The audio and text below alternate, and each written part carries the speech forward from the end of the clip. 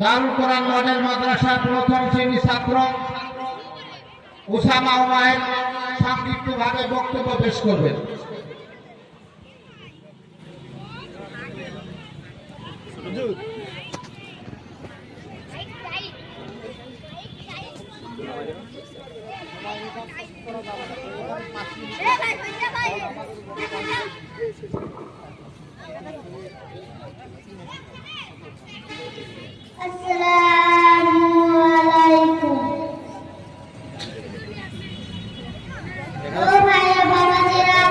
আমি রাসূলের জীবন থেকে একটি ঘটনা বলবো।